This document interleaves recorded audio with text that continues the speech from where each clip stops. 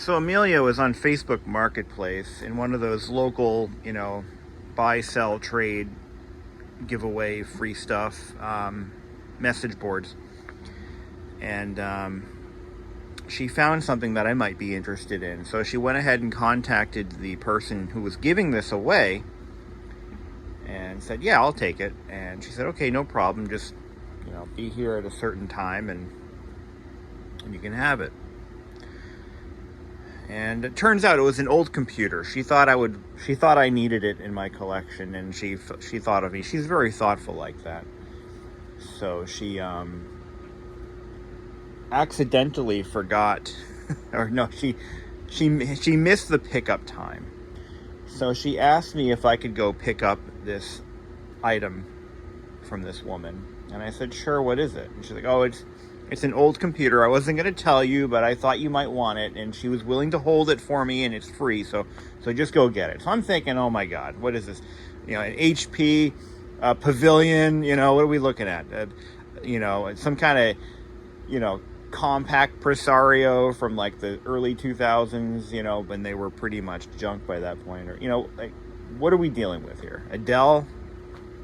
So I go to this woman's house, which was in the backwoods of New Hampshire, and it was actually a very nice home for sale. Actually, a beautiful house. And I pull up to the driveway, and the woman, she's in her late 70s, and she's like, "Hello," introduced herself, and they're like, "Oh, here it is." So this is an old computer that Amelia got for free off of Facebook Marketplace, and I'm going to show it to you right now. Yes, I'd say that was worth the price. What do you think? An Apple II Plus with all the original packing material. All of it. Silent type printer with 2 unopened rolls.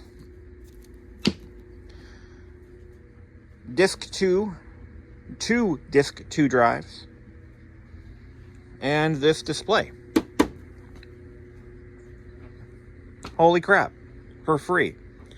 Now, for those of you in the know, most of the people who watch these videos are, this is worth quite a bit. In working condition, this system is probably, as it sits with the boxes, somewhere around $600 or $700, depending on who's looking and when. These Apple IIs have become quite desirable. And the II Plus, which was the model slotted between the original Apple II from '77 and the IIe from 1983, the Apple II Plus, if I'm not mistaken, added a few more items to the original Apple II, but it's still the original Apple II 1977 chassis. I'm going to be honest, I am not well versed in the differences between the original Apple II and the II Plus. I do know the Apple II Plus does not support lowercase characters, which is mind-blowing to think about.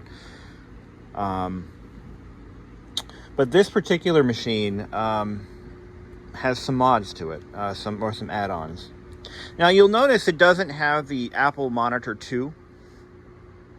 It has what looks like a television. This is quite interesting. So the Apple Monitor 2 was released in 1983. This machine was built in 1980. So Apple didn't really have a monitor for the early Apple IIs until just before the Apple IIe was released. The Silent type printer is a thermal printer. It uses no ink at all. It just uses basically fax rolls. That's essentially what these are. I don't know if you can still have these. I know it's possible to have these made, but it would be quite expensive. There's really a lot to unpack here. I think we should just kind of dive in. Now, does it work? No. So when I brought it home, yesterday. I powered it up, and it actually did come up to a character pattern of sorts, indicating there's some kind of fault in the machine. All right, so no disk drives hooked up yet. Let's just see what happens. Oh, we get an image.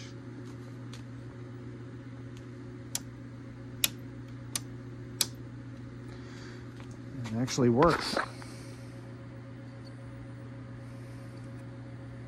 pretty well. There's a little bit of banding in the image, but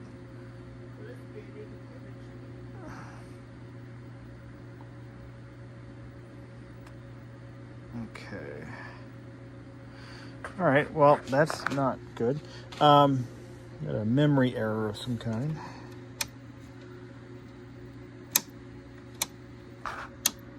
Okay. Let's play around a bit. Why don't we do this? Why don't we unplug here? I'm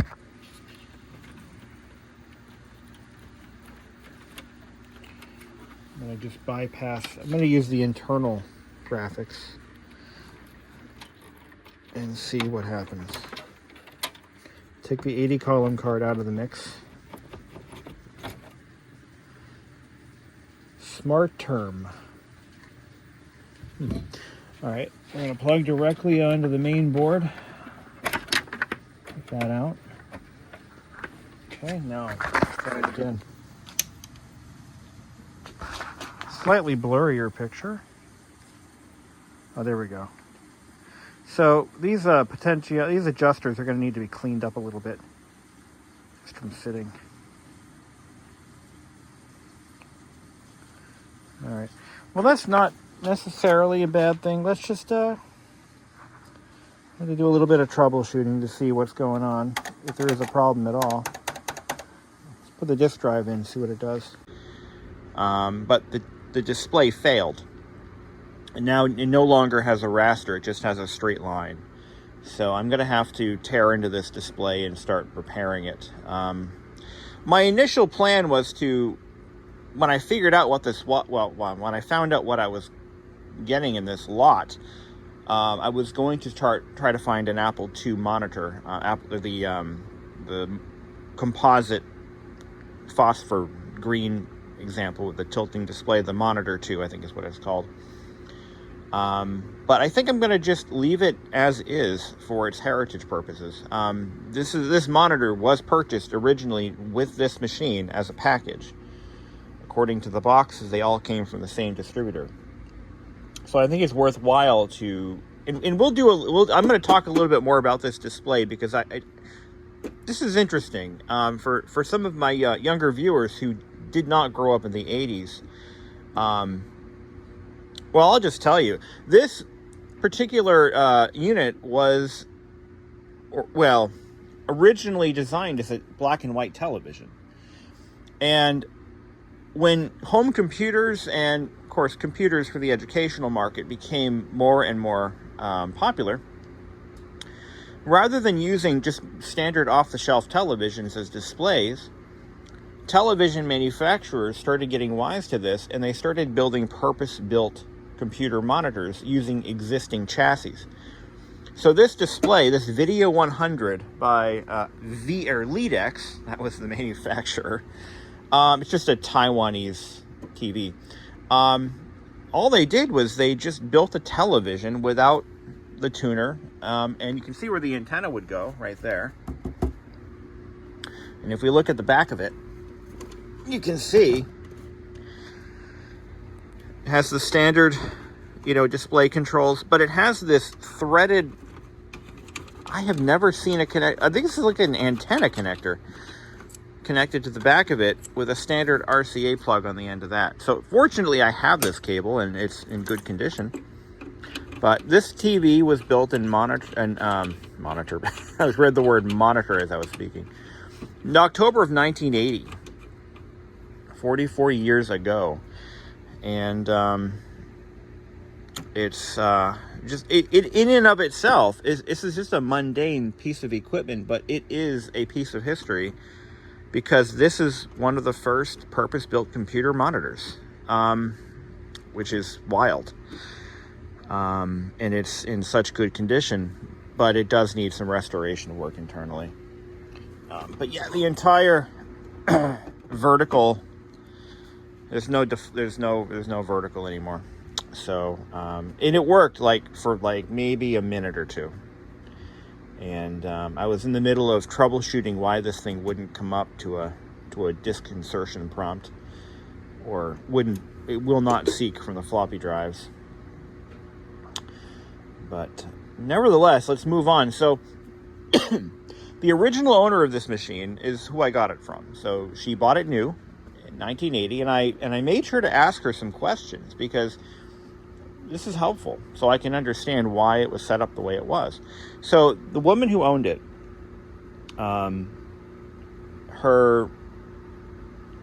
she was a software engineer, and she worked for Digital Equipment Corporation, which was if you're younger, you probably aren't aware how big Digital really was, but they owned almost all of southern New Hampshire. I mean, they had so many, in Massachusetts, they were all over the place. They had facilities literally everywhere. They were one of the biggest technology firms since IBM. And over on the side here, she put this sticker on there, and I'm going to leave it there, but the VAX Micro 32 Digital. And you're probably wondering what this is. I'll get into that too. There's really a lot to unpack here, and I don't want to make this video too long. Oh, who are you kidding? Who am I kidding? Of course I do.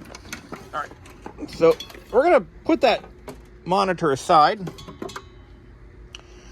and we're going to take a look inside the beast. So I've already made one repair. I've actually cleaned this up. It was a little grungy. I cleaned it up with some Windex and a microfiber cloth, and I still have to do it again. It's still kind of messy. But just look at how clean and scratch-free. This was not used in an educational setting. This was used by a professional. And that's why it's in such great condition. Because, and clearly she was not a smoker. Because there's no nicotine stains anywhere. But this is the inside of the Apple II Plus. Now, I'm not exactly well versed in the differences between the Apple II and the II Plus.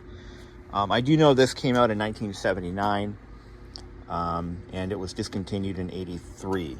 So it has a few add-ons already. You've got, now this is the language card. This is actually a RAM expansion, and it probably adds other functionality. I don't really know exactly what. This guy here is a Hayes Micromodem 2, which was a very popular. So Hayes was, once again, in the 1980s, they were one of the largest modem manufacturers. I myself have owned about a dozen of them. I mean, they just, every vintage machine I would get at one point came with a Hayes modem. This was the Apple II version, and it has a ribbon cable that would have gone to a breakout box. Well, that's what we call them today, but it was actually more, they called it a coupler. And you would plug your phone line directly into this little box. And there might have also been an acoustic coupler available, which you take the handset off of your phone and just drop it onto the acoustic coupler. Which is probably why they set it up like this. But also, and I just realized why they did this. Because back in the day, RF interference was a huge problem that it hadn't really gotten a handle on. So they probably didn't want the phone lines coming into the case, and also space restrictions. So all the circuitry for that would have been better to shove it off. This card here is a Smart Term 80-column adapter. Now, I disconnected everything when I was troubleshooting, just trying to eliminate a few parts. But the video comes out, the unit's internal video adapter from here. It would come back in through this patch cable and connect directly to the input side of this card. And then it would output back through the back of the case and into your monitor. This card does function. I was able to test that out. It works. It's not the problem, but it works. Over here we have a this is what the switch connects to. So it connects to the this. Here, let me pull this thing out here. This is a terminal emulator, and it's made by Softronics. I looked up the name Softronics. That's how I figured out what it was. The terminal emulator card, and that's what the switch is for. So it performs certain programmed functions, I guess, when it's running the appropriate software. I'm probably going to take this out of the machine. I don't really like the fact that it's here. It just looks like cancer on the side of the machine. It doesn't need to be here. I'm not going to use it. But for now, we'll leave it alone. Okay, now this one here, this is your Disc 2 interface card. And it has 2 drive plugs on it, so you can connect your ribbon cables through the back. You'll notice, so the Apple, unlike the Apple IIe, which is a more polished, dare I say, modernized version of the Apple II, the original Apple II was a hobby horse through and through. And rather than put, and this was either a cost thing or they just didn't know how these machines would be used entirely, rather than put D-sub cutouts on the back panel, the original Apple II and the II Plus just have notches, and you run your ribbon cables through. Now, if you have a D-sub connector like this, this guy here, which goes to, this is your game port. This actually slides down and it clamps into the slot like that. Very crude by today's standards, but back then the computing industry was in its infancy, and they weren't really looking for finely polished and beautiful. And think about what Apple would do today. This is something that Apple today would just have a meltdown over. There's one card that was not installed, and it's this guy here. This is an asynchronous serial interface by, let's see if I can see. I don't recognize that logo. Gotta love that hand engraved serial number. You can set the baud rate with those switches. I'm sure this is documented somewhere. Copyright 1979 CCS. I've never heard of CCS. But it's got everything it needs to be reinstalled right there. This is one of those clamps. It would slide down into this slot. You put your D-sub connector in there. Don't know why it was removed. This last card, when you bought a printer from Apple, like the silent type, you would get the interface card packed with the printer. So your computer did not natively support the printer. You would get they would actually include this in the box for the purposes of connecting it to the machine. And once again, the cable, now this is interesting. It's an unshielded D-sub. Here it is. And this cable would just route right through the back of the machine and get plugged in. It was a different time. You know, it was a very different time. So that's basically it. I mean, it's and you gotta love, this is pure Steve Wozniak right here. This board is so neatly laid out and so perfect and so compact. This is straight from the mind of Woz. This is not one of the last machines he designed, but it was certainly one of the most prominent. The original Apple IIs all have they don't have his signature on them, but they do have his work. The Apple II, the II Plus, and the IIe, all 3 of them. I don't think he had much involvement with much after that. When the Macintosh team started doing their shenanigans, that was when he decided it was time to leave. But this is Woz, all of this, entirely. I believe this is a linear power supply. This was, I think, before the days of switch mode power supplies. I could be wrong, and I will be corrected on that, I guarantee you. But there's a fairly large power supply for this thing. One more note about the printer is it's powered off the bus. There is no power connector on this. I mean, this is elegant. It really is. It's both crude and elegant at the same time. And the printer not using any ink at all, was actually one of its downfalls, because thermal paper fades over time, especially with exposure to heat or the sun. So on one hand, you can just print continuously on one roll of paper without ink. On the other hand, if it was something that you truly cared about, you had to photocopy it onto a Xerox machine to get it onto real paper. So kind of a good thing, kind of a bad thing at the same time. And yes, the Apple II supported a cassette interface. I think the IIe also has the cassette interface as well. It was a different time. I'm going to keep saying that. So that's that. Now, I did look up a little bit of information on the original owner, and I found some pretty interesting stuff. She was nothing really. I actually found a lot on her. So she was never married. She was with this gentleman for 40 years, so they were basically partners, but he was kind of a prominent figure in science and research and other things like that. I'll leave it at that. So anyway, the Apple II Plus doesn't work. Well, the machine is definitely there's something wrong with it. I don't have the ability right now to do much troubleshooting, because I don't have a functioning monitor to plug it into. I could plug it into my plasma TV, but I don't know if that would work that well. It's been a while since I've hooked up a composite source to that thing, and it didn't work well when I got it, so it just didn't transliterate well. Anyway. So over here we have some of the original packing material. These are original Apple boxes for the floppy drives. And I'm going to put everything back in the boxes for now. We've got the original bag. I don't have any manuals. Here's the other one.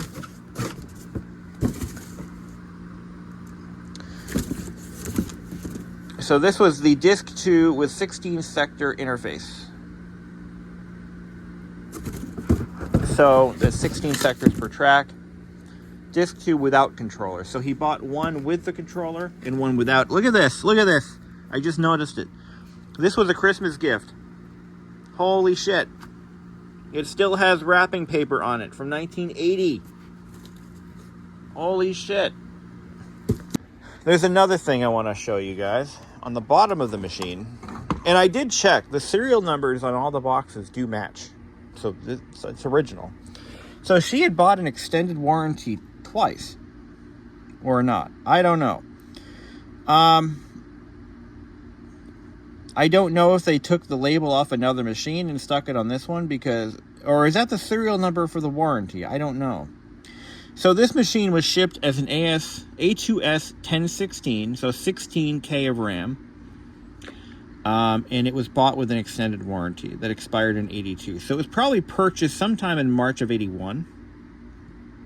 If this is correct. Yeah, probably March of 81 or so. So I'm going to show you some other stuff here on the boxes. Kind of helps to lock in its heritage. So this is where it came from. Computer Encounter, 1225 State Highway 206, Princeton, New Jersey. That she did confirm that is where she was from. On the original Apple IIe box, II Plus box, you have a couple of things here. Ship to Computer Encounter, 1225 State Highway 206, Princeton. Now this is a stamp. This is a handmade stamp.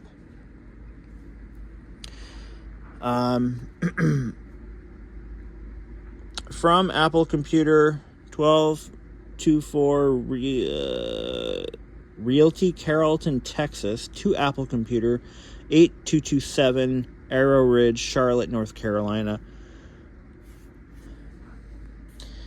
Tested 12/8 of 80. Now, on this box, it had marked off. Oh, here it is. So it was marked off as a 16K system, but then they checked off 48K. So it's possible that maybe that was when the language card was added to it. So they, after the fact, they had added additional RAM, probably via the language card. It's hard to say. Like, it might have been a custom order. They might have said, "Hey, I want the 16K, but I want this added to it." It's really interesting. I don't have the paperwork to back it up, but it's marked as a plus. So this confirms that the machine definitely dates back to 1980.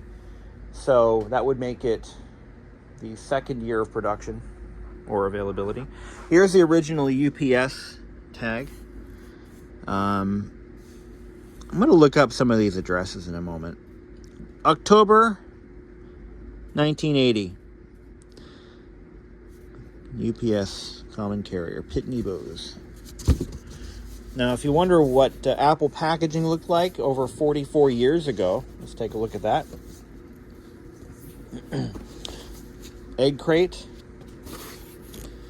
And you've got foam blocks glued to cardboard.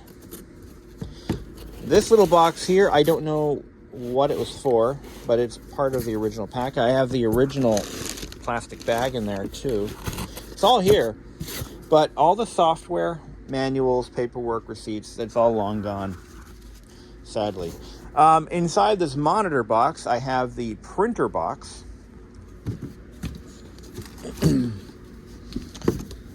Okay. There is the silent type thermal printer box. Model A2M0036 with interface. You could also buy it without the interface. Serial number 17713.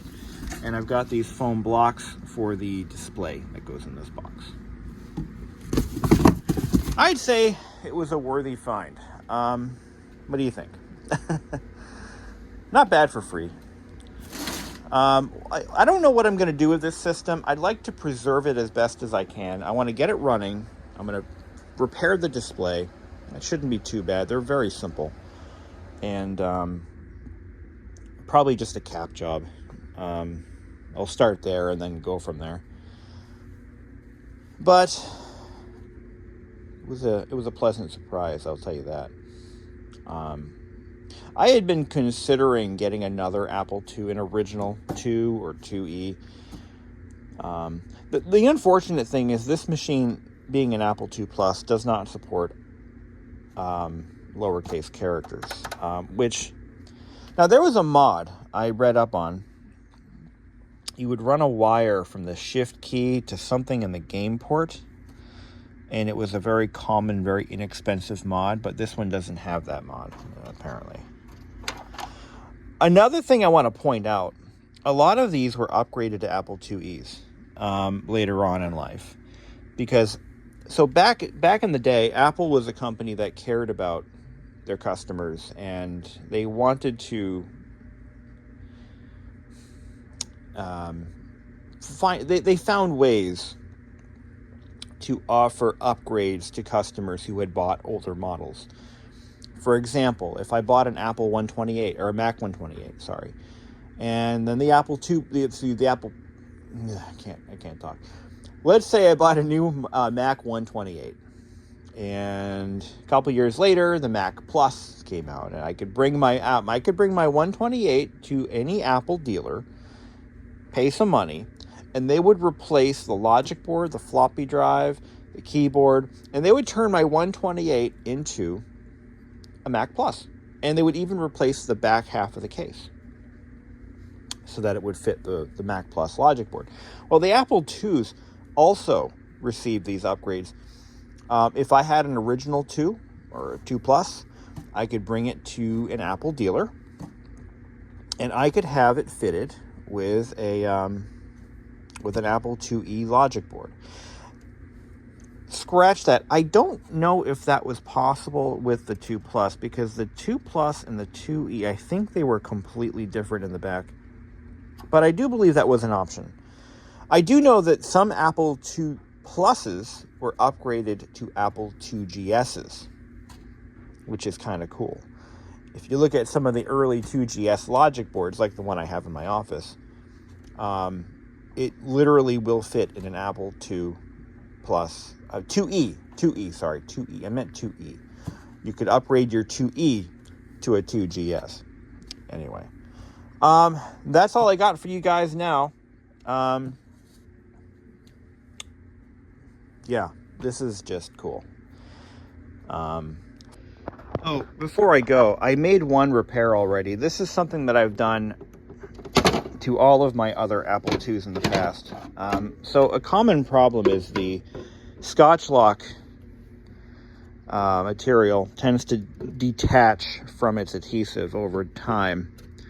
And what I found is a pretty reliable fix is you actually take some super glue and you coat the back side of the Scotch lock tab and the adhesive with super glue.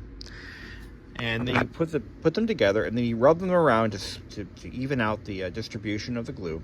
And you take a small clamp, like this one, and you just clamp it down overnight. And what's going to happen is it will actually fuse it back together again. That works pretty well. So now I can just snap this cover back on, and it's all set. Because when I got the machine, when I picked it up, the cover was not attached. It just would not attach anymore. So I'm going to go ahead and pack all this stuff up in the boxes, put it in a safe place until I have more time to mess around.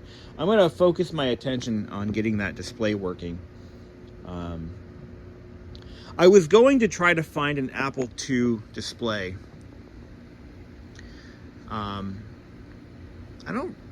This is like the third time I've recorded this, so if I repeat myself, I apologize.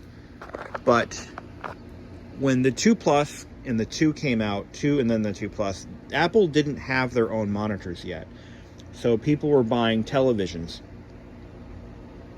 to use with their computers. And then some folks at some TV manufacturers got the brilliant idea to just build purpose-built TVs.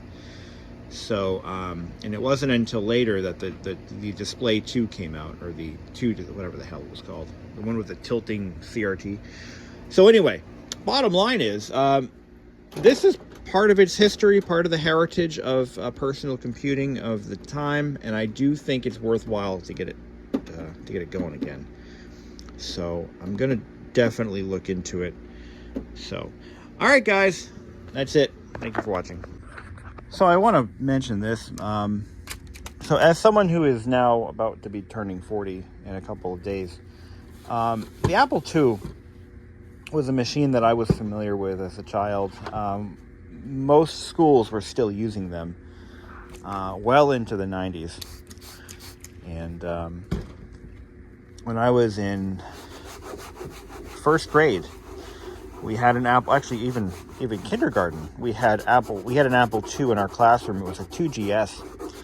And if we had earned the privilege to use it, and it was a privilege. Now, computers were still kind of a new thing to have, in schools and especially in homes.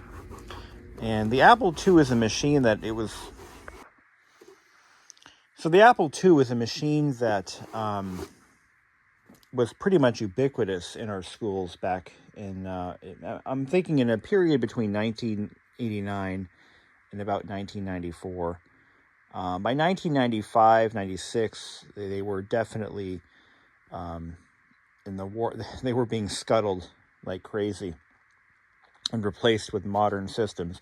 You got to remember, Windows 95 was still was a new operating system, and Apple IIs were still in use in public education, especially in districts that were not well funded. So by 1995, pretty much all the Apple IIs in the school district I grew up in were gone. But it's still a piece of my own history. So for my final thought, this is a book that you should read. If you're into Apple history, read this, and then read the Steve Jobs biography, because you're going to see a stark contrast between the two people. Wozniak was an engineer first and a people person second. Jobs was more the opposite. He was not really much of an engineer, as far as I'm concerned, and he was a great salesman, a great showman. He knew how to get that wow factor. But Woz was just is. He's not dead. Woz is a brilliant man. And he cared a lot about the Apple II project and the Apple II team. He really did. And it's obvious. I mean, it will take nothing to get this machine running again. And that's just how it was engineered. It was engineered to be very simple, intuitive, and reliable. And inexpensive to build, because he in this book talks a lot about the Apple II development specifically. Just read the book. It's a great read, and I can't say enough about how much I don't want to say idolize the guy, but I just feel that he is a very underappreciated part of computer history. Actually, he's really not, because anyone who knows, you know. But if you ask the average person carrying around an iPhone who Steve Jobs is, they'll probably know, but will they know who Wozniak is? Probably not. Enough. Just pack everything up. Keep it safe.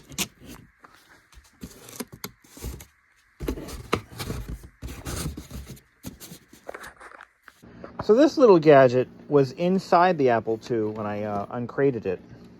And I found this quite interesting, because this is an early example of a loophole. So Apple could not get FCC approval to output a color composite signal. It was apparently too noisy. So the FCC would not grant them permission to sell the computer with that capability. So they reached out to a local manufacturer, M&R Enterprises, to produce this little gadget that could be added after the fact. And you plug this into a port on the logic board, which is where it was originally set up. It plugs into a little pin header by the display composite out port. And it produces an RF modulated signal that it says channel 33 TV interface. So I assume that means you could tune any television to UHF 33. VHF goes up to maybe VHF, or I don't know. And it would receive that color signal. So this was a workaround, a loophole. Apple could not sell these, so the company itself took care of the distribution of the modules. And if you went to your Apple dealer, you could buy the Apple II Plus or the Apple II, and then they would install this for you, or you could buy it and install it yourself. And that's how they got around it. And I have one. There you go. Now I know what this is, because I didn't know what this was for at first. I had to look it up, as one does. Oh my God, I just flipped this upside down. Tell me they're not trying. So they just probably overlaid a mask on it and just sprayed it on the line. This is the original unpainted plastic, and you can see they painted it white. This is factory, I'm certain. What the hell? Oh man, that is so weak sauce. Yeah, this was it. You wanted a monitor? Here you go. Apple hasn't really developed a monitor yet, so this is what we got. Your old-fashioned discount store grade black and white TV with some spray paint. Yeah! This is anything like the TV I had in my bedroom back then. This guy here is where the UHF loop would clip onto.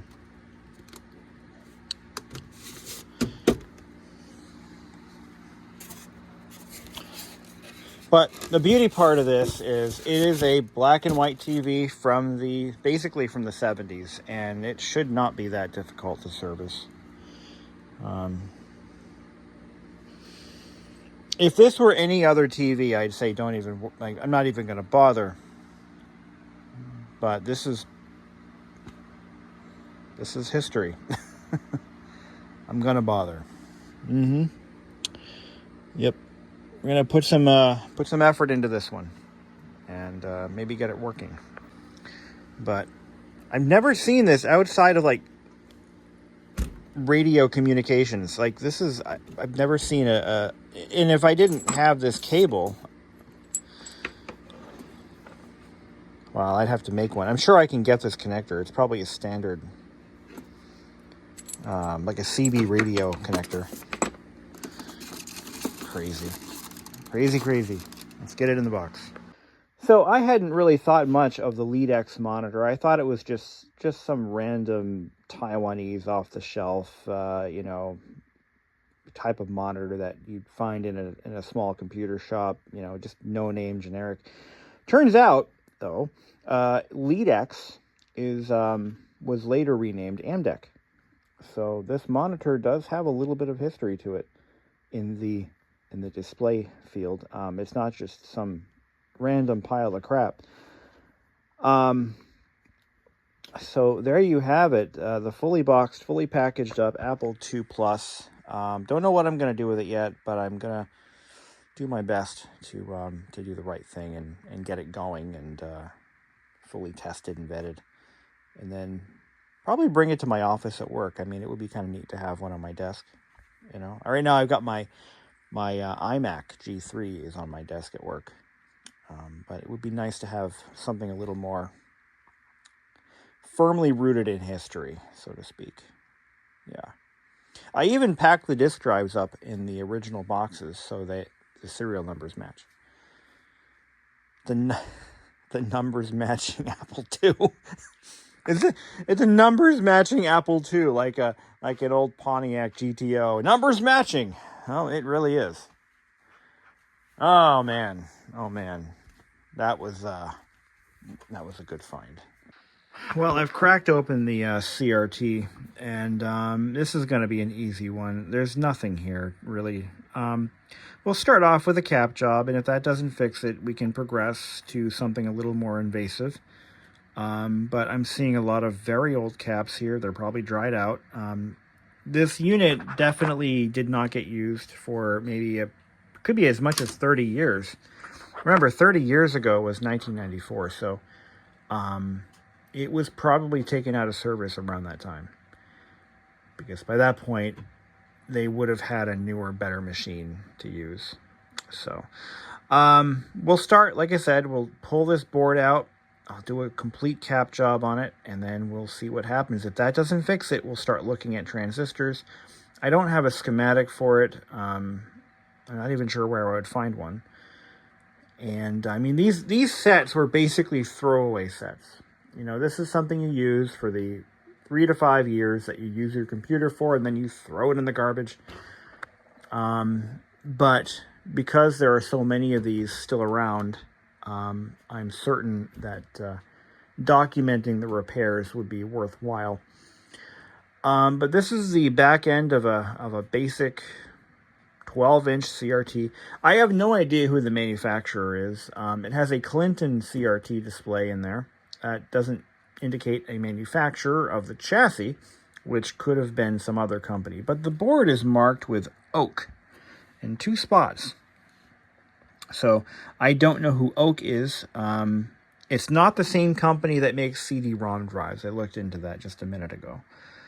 But it's in really nice. What's crazy is it's in excellent condition. It's in excellent condition for something that is 44 years old. And from what I understand, this exact set dates back as far back as the mid-1970s.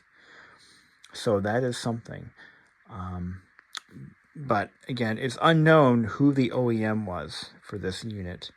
I doubt it was Amdek or LeadX, whatever LeadX means. So it's, yeah.